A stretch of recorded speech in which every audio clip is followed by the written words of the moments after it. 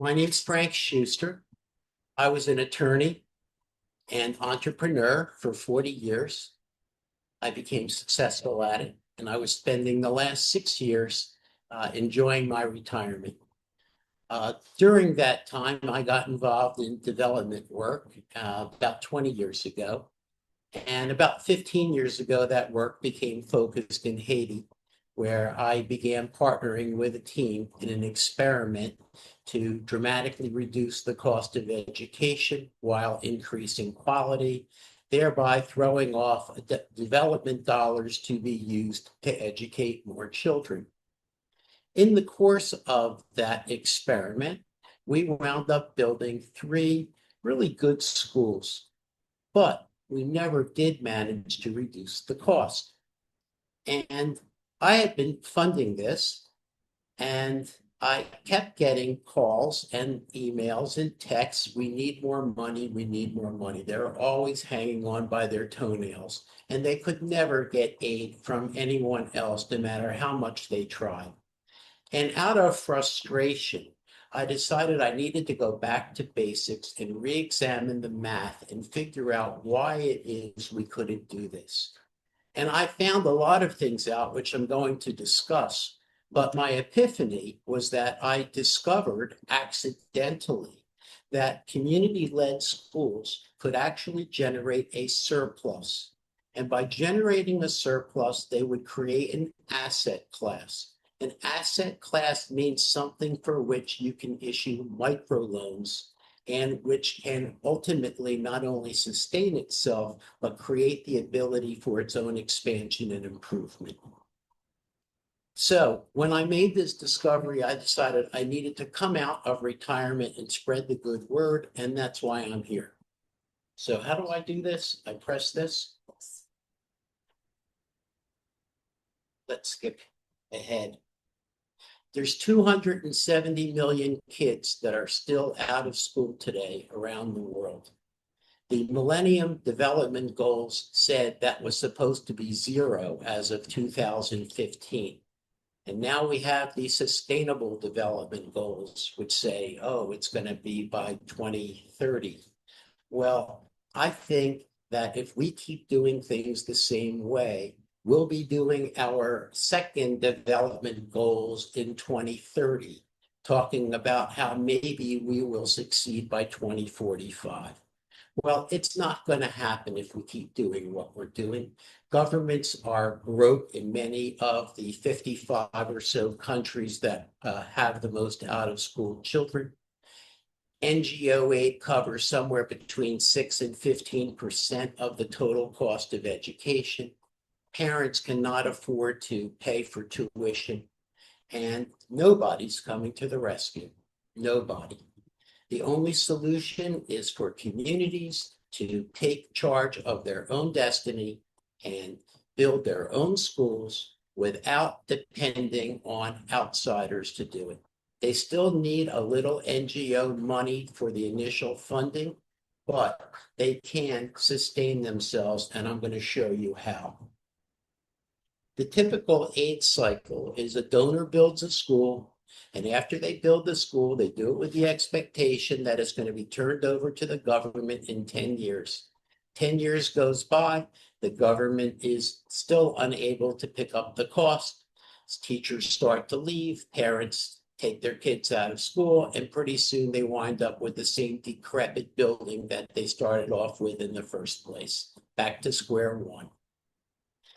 So we think of schools strictly as cost centers. Nobody thinks of anything else. A school is always going to require funding.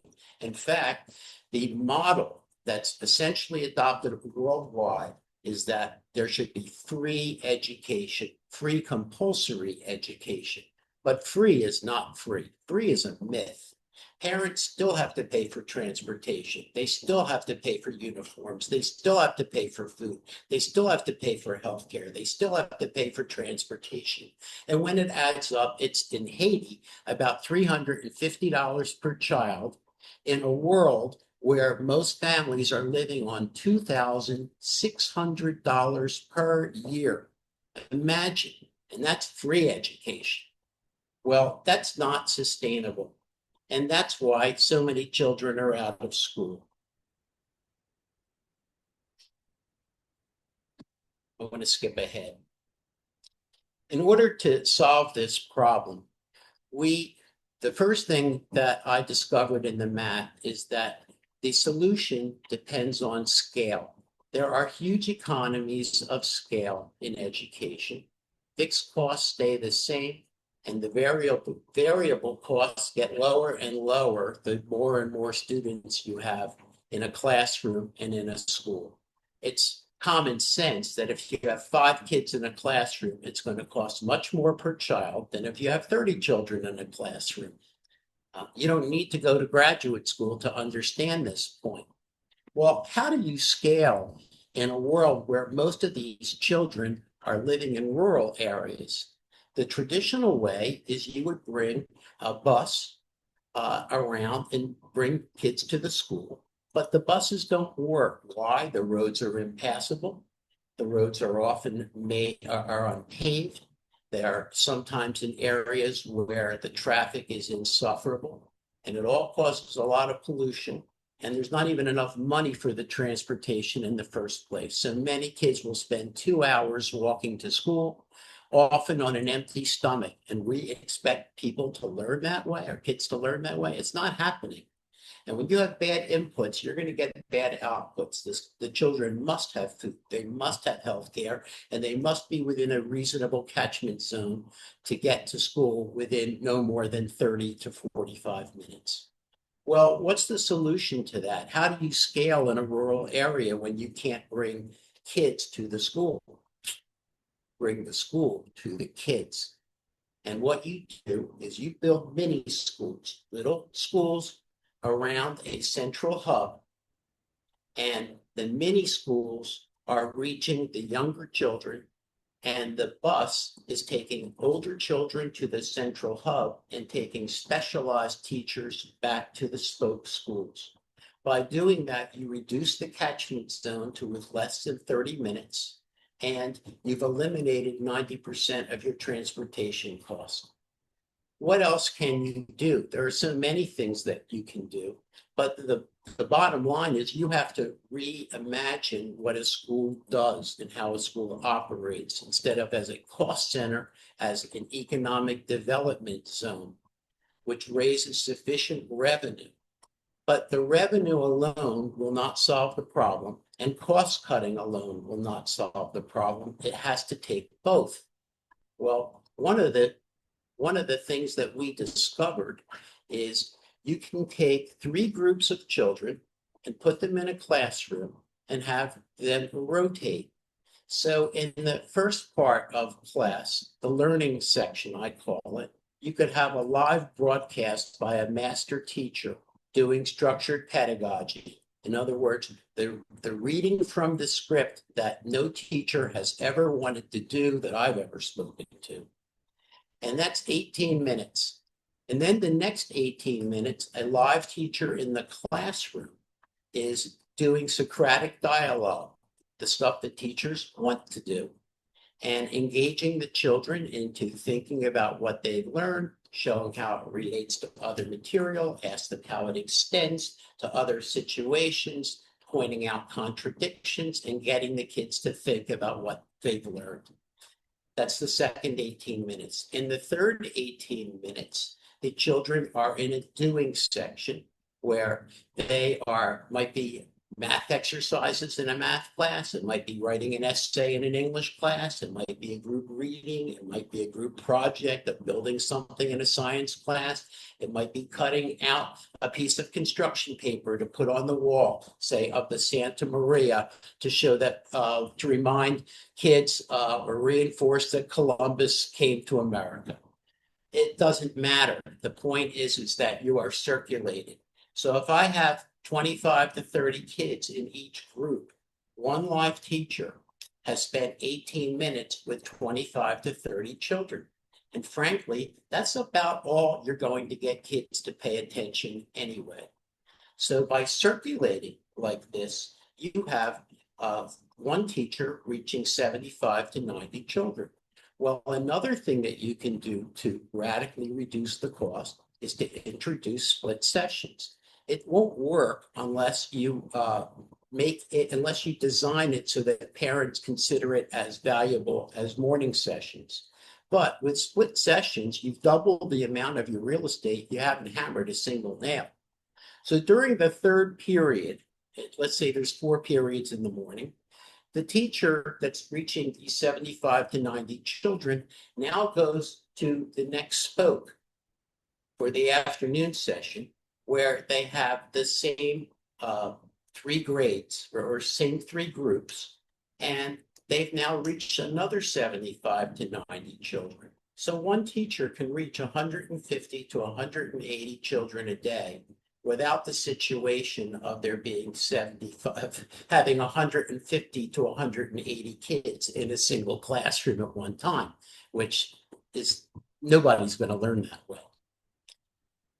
Well, let me move along.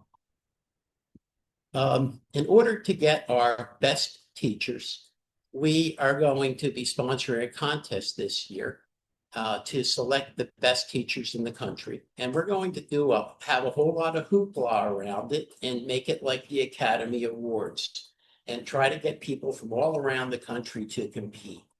And the winners will be recorded daily. They'll be broadcast daily, and we'll make videos of the first section, the structured pedagogy section, and the Socratic dialogue section, so that we have videos on hand when Wi-Fi goes down and when a teacher is absent, so that nobody's missing any of the 3 sections. Now, I talked about bringing children to the school, but I want to talk about how that would work in different situations. We talked about the rural situation. You can look at the picture on the in the center that says rural. In a coastal area, you're going to take advantage. You're going to have a line, and the hub will have to be in the center. These are common sense. In a river area, let's say along the Amazon, you can still set up spoke schools. And apparently if the hub is situated on a boat, the hub school can move up and down the river and serve each spoke that way. Where you get into mountain areas, it's very hard to have a hub. You have to have nodes instead, because the roads are impassable and they're too far away from each other. When you get to the last mile child in mountain areas, even nodes won't work. You need to resort to radio instruction. It's not great, but it's better than no instruction at all. And eventually, we will have tablets that are AI enabled with personal tutors and teachers coming periodically to those areas. Then in the city, you don't need any spokes at all because they're usually overcrowded and kids are within a decent catchment area. The last and most difficult area are conflict zones, like especially in Haiti, in a place like Port-au-Prince, where gangs control several blocks at a time, and you are putting your life in jeopardy if you move from one zone to the next. So there we have to resort to either zones where a teacher can be found within the zone, or to radio instruction again.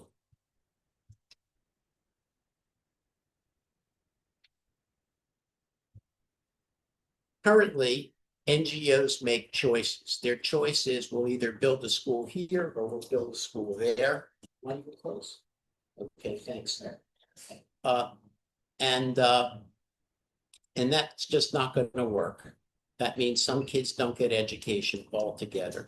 It turns out that it's cheaper to have every kid in than to leave some kids out. Okay, we talked about revenue.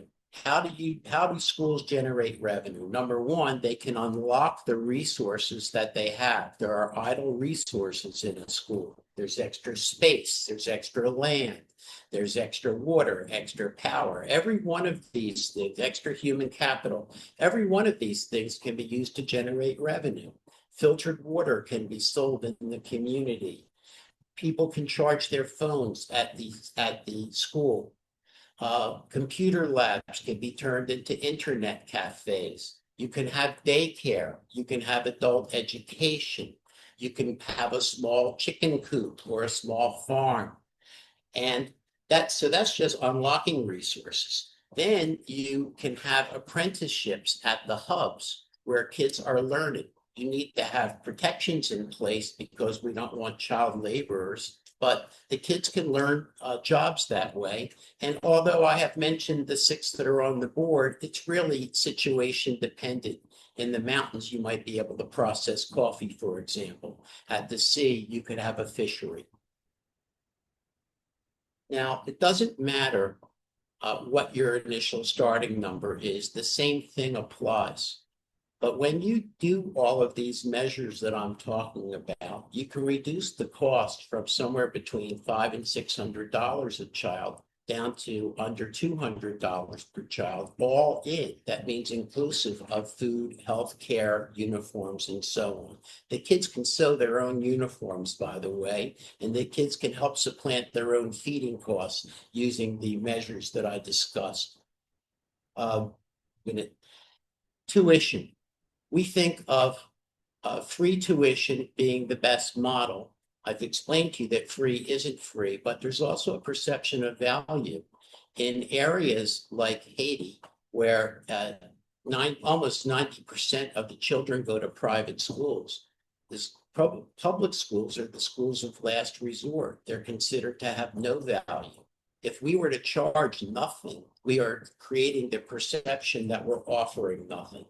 And so we have to charge some tuition just as a signal that they're getting value. But the number is still very low. The other thing is you have to have the tuition adjusted in a way, almost like well, this is a little more of a peak than a bell curve. But the point is to educate children to charge more when the children are less valuable on a family farm or as a domestic worker in a home. And that happens right around fourth grade, and that's when kids start dropping out. So that's when you have to radically reduce it. The other thing we do to generate revenue is actually, well, you're not generating revenue, you're reducing cost by taking advantage of students, of parents as volunteers.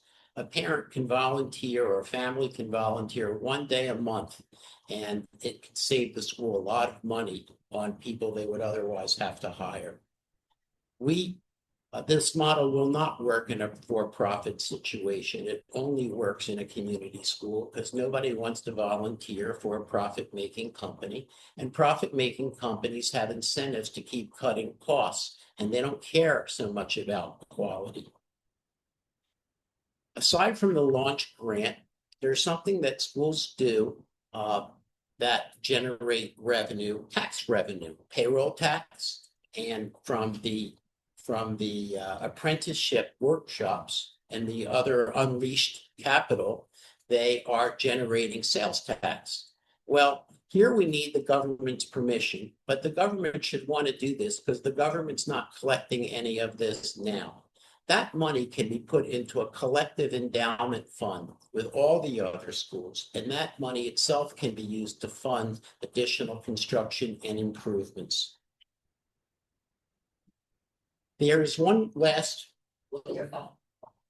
The toughest children are the ones that are in the mountains. And those are the one group where we cannot show a surplus. But there are studies, I don't know if the name Heckman or Hanishek means anything to you. They're better known in the field of political economy and welfare economics. But they say that there is basically a $20 return for every dollar that's spent on education, $20 that society gets. And so even though they operate at a loss in the mountain areas, they only operate at a loss for our purposes as an NGO. For society's purposes, there's actually a greater benefit for children in the mountains than any other children because they start off in the worst spot.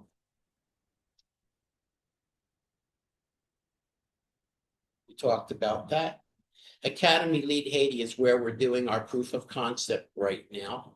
We've implemented 13 of the 78 interventions that I've identified. They have to be broken up into small packets because nobody can do 78 things at one time. It's just not manageable. But we're moving along. Every one of those 78 is backed by the best evidence in the literature or by random controlled trials. There's no guarantee they all work together. Not one of them is a game changer, but all of them together are a game changer if my system will work. And I will be the first to tell you, I don't know. That's why it's called a proof of concept. It's embarrassing for me. I'm ashamed to be here talking about how to educate a child for $194. In OECD countries, we spend an average of roughly $15,000 per child. We spend a lot more than that in places like Singapore. In the US, the average is about $20,000 per child. In Massachusetts, it's $60,000 per child. These are public schools. And we're asking children to be educated at $194. That raises a social justice question for anybody with any heart at all. And naturally, we have to ask ourselves, how can we how can we allow something like that to exist? But while that should change, and while that's a valid discussion, a 7-year-old girl who's working, whose life is destined to be a sharecropper or a domestic servant, they don't care about that. They have to accept what they have, because although there will be donors from time to time like me and the large NGOs, there's just not enough people. There's not enough capital, and people have to just face reality. And no amount of money is going to solve that problem. They have to take charge of their own lives and achieve their own destiny. So it's as much a matter of will as it is a matter of dollars and cents. I've written about 500 pages about this. You can get access to it on my website, our website, along with white papers that explain the system in more detail. I'm sorry I don't have more time to discuss it with you, but I thank you very much for listening, and I will be around to answer any questions. I am traveling around the world speaking at various universities and schools and so on, and I will be doing that till November. If any of you can provide me with any contacts of places where they'd be interested in establishing pilot projects, I'd be very interested in that. One last point, and that is the need for mother tongue instruction. Kids will not learn in a language that they do not understand. It was a serious problem in Haiti. They have the highest learning poverty on earth. 96% of children can't read a sentence at the age of 10. And that's because they were taught in French. Nobody speaks French in Haiti except in business meetings. That's it. Even the elites talk Creole. And so if you're not going to teach kids in Creole, you're not going to get kids to learn. And it's a big problem everywhere because there's just not enough learning materials in these minority languages. Yet they still have to be integrated into international languages if they're going to participate in the international economy, which is incredibly important in countries like Haiti or really poor countries where economies are constantly going like this. And they have to depend on that economy. If they're part of the international economy, they don't need to depend on what's happening in their local economy. Thank you very much.